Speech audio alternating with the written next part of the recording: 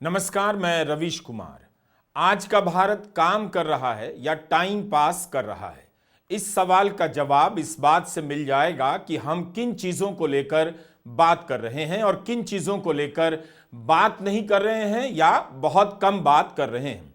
Share बाजार की चमक दिखाकर झांसा दिया जा रहा था कि भारत की अर्थव्यवस्था ठोस है, तरक्की के रास्ते पर है, लेकिन अब वहां भी गिरावट की आंधी चल रही है। अकेले अक्टूबर 2024 में 94,000 करोड़ रुपए विदेशी निवेशकों ने भारत से निकाल लिए।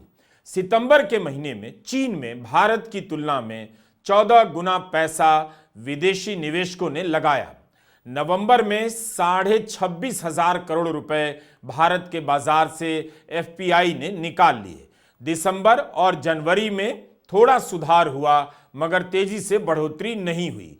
इसी शेयर बाजार के भरोसे भारत का मिडिल क्लास आर्थिक तरक्की के वादों पर भरोसा कर रहा था, लेकिन अब वहां भी जश्न का मूड ठंडा पड़ता जा रहा है। जिस तरह से शेयर बाजार में ओले पड़े हैं, उससे लगता है कि शेयर मार्केट के भरोसे टाइम पास करने वालों को अब रातों को भी जागना पड़ेगा। ऐसा ना हो कि उन्हें सुबह से घबराहट होने लग जाए। 6 जनवरी को निफ्टी 10% तक गिर गया, एक दिन में 2600 अंक। 27 सितंबर से लेकर 3 जनवरी तक मार्केट कैप करीब 28 लाख करोड़ घट गया। आज की गिरावट को जोड़ लें तो यह राशि करीब करीब 32 से 35 लाख करोड़ हो जाती है। 5 महीने से भारत का बाजार कांप रहा है और हम मीम बनाने में लगे हैं कि ट्रंप मोदी को बुलाएंगे या नहीं। जयशंकर इसीलिए अमेरिका गए हैं। यही है टाइम पास। टाइम पास की अवधारणा को लेकर पत्रकार एनडी मुखर्जी ने ब्लूमबर्ग में चीन के युवाओं के पड़े रहो के चलन से तुलना करते हुए लिखा है कि भारत के युवा टाइम पास कर रहे हैं क्योंकि उनके पास काम नहीं है, उनका टाइम नहीं कट रहा है। जबकि चीन का युवा काम करते करते काम से तंग आ चुका है, तो कम आमदनी का काम चुन लेना बेहतर समझ रहा है ताकि आराम कर सके, पड़ा भी रहे। टाइम पास की इसी अवधारणा के आसपास है हमारा आज का वीडियो।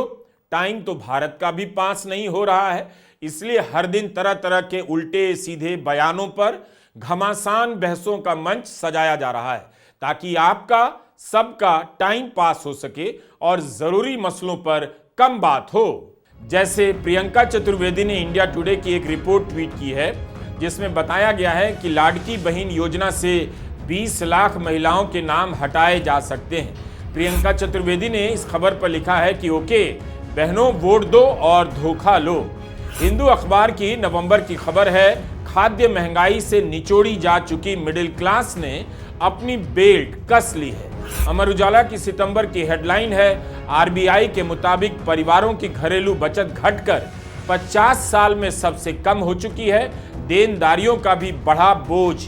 मनी कंट्रोल ने खबर छापी है कि एफपीआई ने जनवरी के पहले 3 दिनों में शेयर बाजार से 4,285 करोड़ रुपए निकाल लिए। नवंबर 2024 में अमर उजाला ने आंकड़ों के साथ रिपोर्ट की है और हेडलाइन में लिखा है कि हाय रे महंगाई, अनाज, तेल, सब्जी सब महंगे, खाना पीना मुहाल, निजात के लिए अपना खर्चा काटने को मजबूर आम आदमी। अप्रैल 2024 की खबर है, भारतीय परिवारों की बचत क्यों घट रही है और उन पर कर्ज क्यों बढ़ रहा है। बीबीसी के शौतिक विश्वास की रिपोर्ट है। तो क्या आप लोग टाइम पास कर रहे हैं? काम नहीं मिल रहा है और जिसे मिला भी है वह भी टाइम पास करने में लगा है कि 1-2 साल कम सैलरी पर खट लेते हैं, क्या पता आगे चलकर अच्छी सैलरी का काम मिल जाएगा। ऐसा बहुत कम लोगों के साथ होता है। बहुत कम लोगों को आगे जाकर ज्यादा सैलरी वाली नौकरी मिलती है।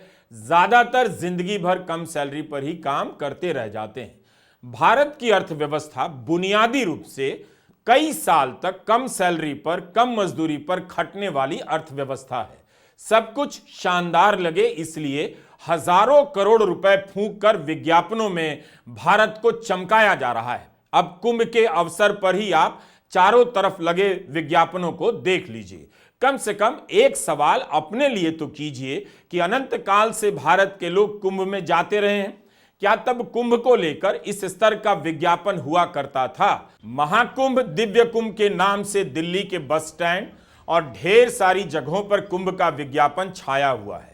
एक सवाल कीजिए कि इतना पैसा उस कुंभ के विज्ञापन पर खर्च क्यों हो रहा है, जिसमें लोग तब भी जाएंगे जब वहां जाने का रास्ता तक नहीं होगा।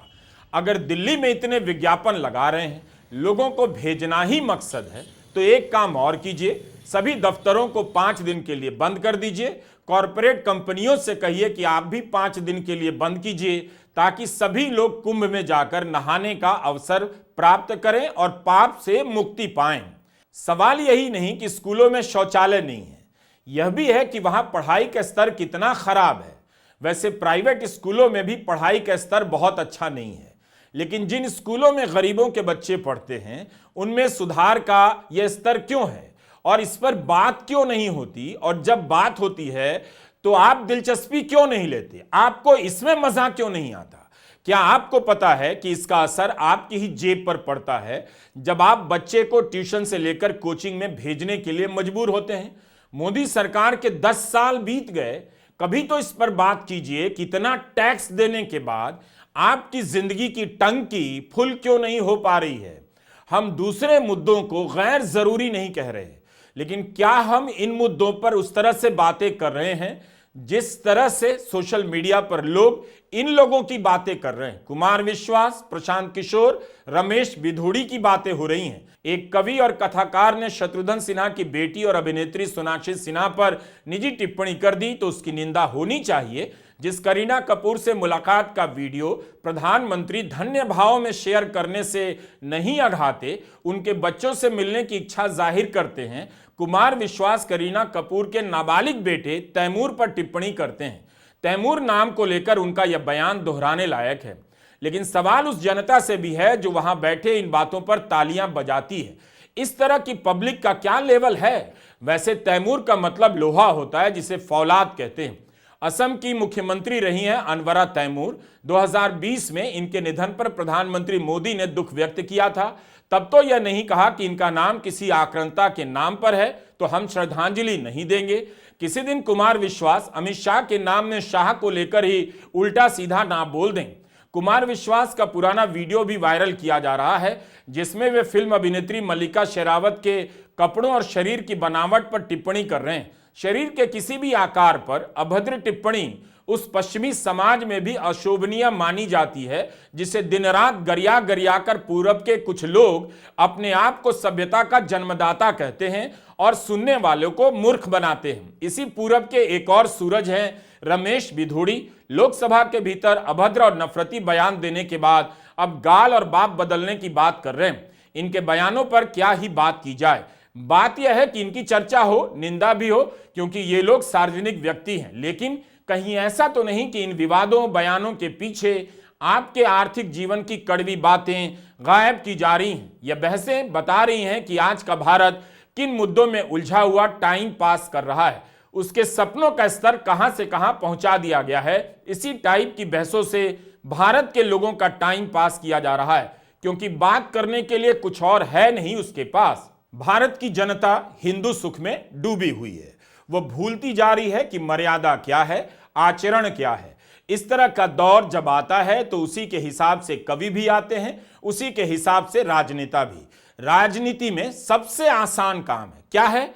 कुछ भी मत कीजिए, धर्म के नाम पर पोस्टर लगवा दीजिए, जनता को हाँक लीजिए।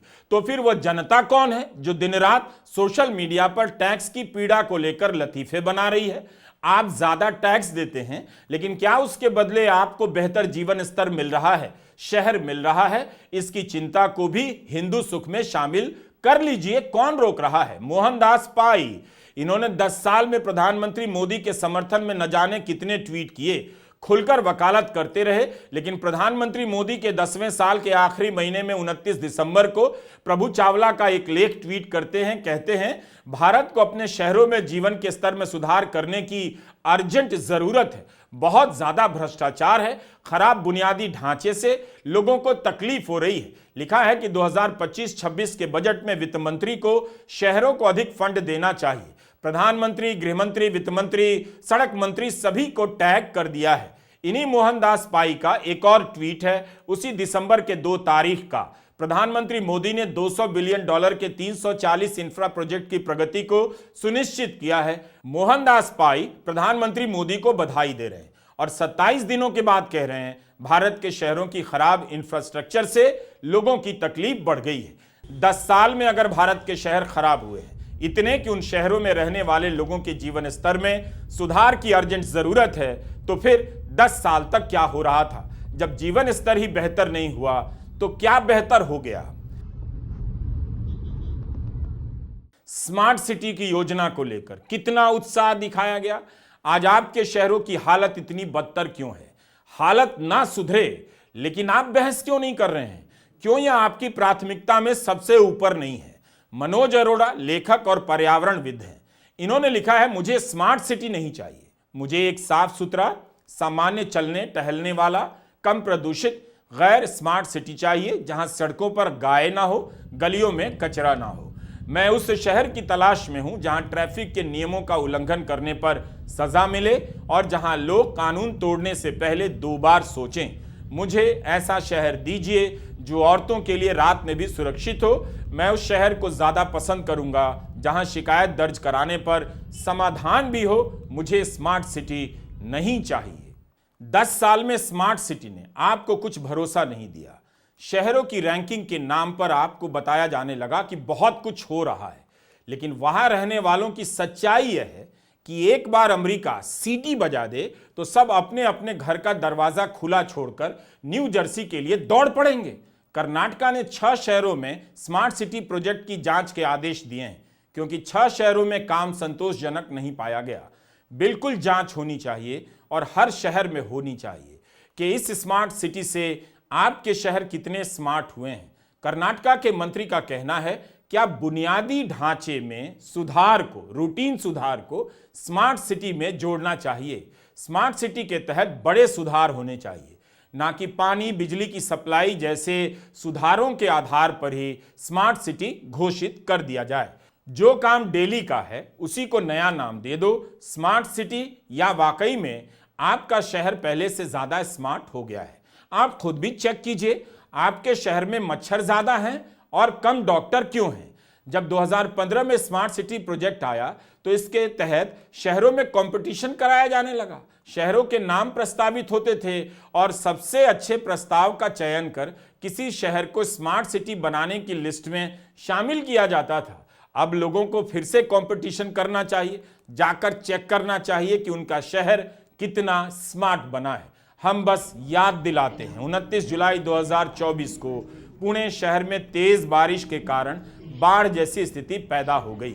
उसी दिन लोकसभा में केंद्र सरकार ने बताया था बाढ़ प्रबंधन और रोकथाम के मामले में पुणे एक मॉडल शहर है। हिंदू बिजनेस लाइन अखबार की खबर है, पुणे नगर पालिका बाढ़ से निपटने के लिए पर्याप्त रूप से तैयारी नहीं कर पाई और इस बाढ़ से हजारों लोग प्रभावित हुए। 2015 में कहा गया था पुणे स्मार्ट सिटी मिशन की लागत 3,480 करोड़ होगी, मगर आप 8 साल की खबरें गूगल करके देख लीजिए, लगातार स्मार्ट सिटी प्रोजेक्ट में पैसे की तंगी की खबरें मिलेंगी।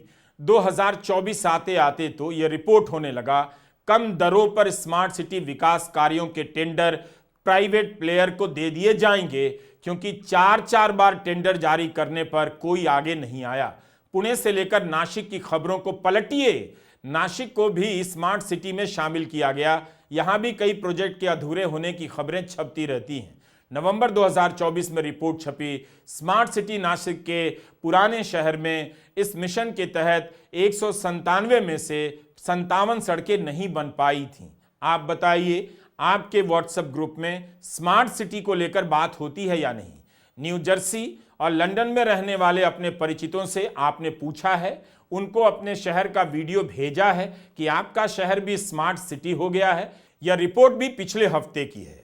IIT खड़गपुर ने एक अध्ययन किया है कि स्मार्ट सिटी के वित्त मॉडल में पैसा नहीं है। राज्य और नगर पालिका स्मार्ट सिटी के कंट्रोल सेंटर को फंड नहीं दे पा रहे हैं। अगर ऐसा ही चलता रहा तो स्मार्ट सिटी मिशन खतरे में पड़ जाएगा।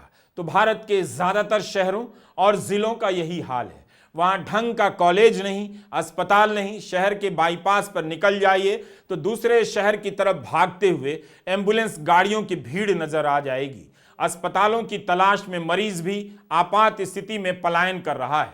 भारत के शहरों का एक ही काम है, यहाँ के बड़े स्टेशन पलायन के काम आ रहे हैं। युवा बस भाग रहा है अपने शहर को छोड़कर दूसरे शहर में, जहां उसका इंतजार उस शहर की झुग्गी कर रही है। भारत में पलायन विस्फोट हो गया है। अपने शहर से भागना भारत के युवाओं की नियति है। इसमें आज तक कोई बदलाव नहीं आया। कभी कोई गाड़ी से वापस नहीं आया, जो गया सो गया ही रह गया। कब आप स्वीकार करेंगे कि आपके यही शहर आपकी आर्थिक और मानसिक तरक्की में बाधा बन चुके हैं? ये आपके तनाव के कारण हैं। जैसा कहा जा रहा है वैसा हुआ नहीं। शहर के कुछ हिस्से को चमका देना पूरे शहर की हालत को बयान नहीं कर सकता। पूछिए तो आपको कैसे कैसे सपने दिखाए गए, वो सपने कहां चले गए, और उन सपनों की जगह आपको मस्जिद के नीचे मंदिर होने का सपना क्यों दिखाया जा रहा है। यह मई 2018 का बयान है। केंद्रीय आवास शहरी कार्य मंत्रालय में सचिव दुर्गा शंकर मिश्रा ने कहा था, देश के 99 नगरों के शहरीकरण की बढ़ती मांग को पूरा करने के लिए स्मार्ट सिटी मिशन के तहत 2 लाख करोड़ रुपए खर्च किए जाएंगे। फिर उस पैसे का क्या हुआ? देश में माहौल बनाना ही एकमात्र राष्ट्रीय उत्पादन हो गया है। खबरों से माहौल बनाया जा रहा है। आर्थिक उत्पादन के क्षेत्र में कुछ हो ना हो, औद्योगिक उत्पादन घटता ही जाए, इसके न्यूनतम और निम्नतम होने की खबरें छपती रहें। आपका आर्थिक जीवन ना बदले, लेकिन मोदी जी के लिए माहौल बनाया जाता रहेगा। इसीलिए माहौल बनाने को भी जीडीपी में शामिल कर लेना चाहिए। भारत की यही सबसे प्रमुख आर्थिक, राजनीतिक, सामाजिक गतिविधि है। गोदी मीडिया से लेकर व्हाट्सएप अंकिल नहीं अंकिल माहौल बनाने में लगे हैं। माहौल उगा रहे हैं, माहौल सुखा रहे हैं, माहौल बिछा रहे हैं, माहौल उड़ा रहे हैं। इस बीच टेलीप्रॉम्प्टर ने प्रधानमंत्री मोदी का माहौल खराब कर दिया। दिल्ली के रोहिणी की एक सभा में प्रधानमंत्री मोदी का टेलीप्रॉम्प्टर खराब हो गया। हंसी उड़ने लगी कि चुनावी सभा में अगर यह खराब भी हो गया तो खुद से 2-3 लाइन तो बोल सकते थे, लेकिन प्रधानमंत्री कुछ देर तक बोल ही नहीं पाए, चुप हो गए। तो कैमरा झट से भीड़ की तरफ देखने लगा। कांग्रेस और आम आदमी पार्टी के नेता इसका वीडियो वायरल करा रहे हैं। बिना लिखा हुआ देखकर प्रधानमंत्री नहीं बोल सकते। ये हाल उस प्रधानमंत्री का है जिन्हें इसलिए लाया गया कि देश को बोलने वाला प्रधानमंत्री चाहिए था। टेलीप्रॉम्प्टर रुक गया तो प्रधानमंत्री रुक गए। लेकिन इसी टेलीप्रॉम्प्टर से गोदी मीडिया के एंकर जब न्यूज पढ़ते हैं तो क्या वे आपकी खबरें दिखाते हैं, देश की सही तस्वीर दिखाते हैं, लोगों की क्या हालत हो गई है बताते हैं? तो टेलीप्रॉम्प्टर की चर्चा छोड़ दीजिए, अपनी जेब की कीजिए। हर शहर में 2 रुपए कम में कुछ मिल जाए, इसका बाजार सजा हुआ है। मॉल में भीड़ नहीं दिखती, लेकिन बाहर सड़कों पर ऐसे ठेलों की भीड़ दिखाई देती है जिसके अंधेरे में भारत का मिडिल क्लास 2 रुपए सस्ता प्याज की तलाश में हर शाम झोला लेकर निकलता है। आप किसी मंगल बुध बाजार के बाहर जाकर देखिए, बड़ी बड़ी कारें वहां लगी नजर आएंगी। आम आदमी के जीवन का बोझ इन्हीं बाजारों और ठेलों के सहारे उतर रहा है, वरना नौकरी करने वालों के घर में भूखमरी की हालत पैदा हो जाएगी। लोग बैंकों से लोन नहीं ले रहे हैं, शायद उनकी पात्रता कमजोर होती जा रही है, तो सोना या गहने गिरवी रखकर लोन ले रहे हैं। सोना के बदले लोन लेने में 50.4% की बढ़ोतरी हो गई है। नवंबर 2024 की खबर। आरबीआई के डेटा के अनुसार जहां पर्सनल लोन में सिंगल डिजिट में बढ़ोतरी हुई, वहीं सोने के बदले के लोन में मांग काफी ज्यादा बढ़ी, 50% से भी ज्यादा। होम लोन में पिछले साल के मुकाबले सिर्फ 5.6% की बढ़ोतरी हुई। बैंकों का कहना है कि इसके कई कारण हो सकते हैं, जैसे सोने के दाम बढ़ना और लोगों का एनबीएफसी की जगह सुरक्षित लोन पसंद करना। अर्थशास्त्री यह भी मानते हैं कि इसका मतलब है लोग आर्थिक तंगी से गुजर रहे हैं। जून 2024 के आंकड़ों के मुताबिक गोल्ड लोन के एनपीए में भी बढ़ोतरी हो रही है। मात्र 3 महीने पहले के आंकड़े से तुलना करेंगे तो गोल्ड लोन के एनपीए में 30% का इजाफा हुआ है। आंकड़ा आरबीआई का है, यानी सोना गिरवी रखकर जो लोन ले रहे हैं वो अपना सोना छुड़ा नहीं पा रहे हैं। क्या आपकी कमाई बढ़ रही है? टैक्स की पीड़ा घट रही है? कमाई कम होने या इसके बढ़ने की रफ्तार कम होने पर आप कब बात करेंगे? महंगाई इतने दिनों से आपको कंगाल किए जा रही है। लेकिन हिंदू सुख में डूबी जनता को ध्यान ही नहीं रहा इस पर बात करे। लेकिन आपको उससे मिला क्या कि आज के भारत के युवा को भारत में विश्व स्तरीय शिक्षा मिल रही है, अच्छी सैलरी की नौकरी मिल रही है। अब जनता को मस्जिद के नीचे मंदिर पता लगाने में धकेला जा रहा है, यानी उसके हिंदू सुख को थोड़ा अपग्रेड किया जा रहा है, लेकिन उसका आर्थिक सुख हर दिन डाउनग्रेड हो रहा है। Do you get my point?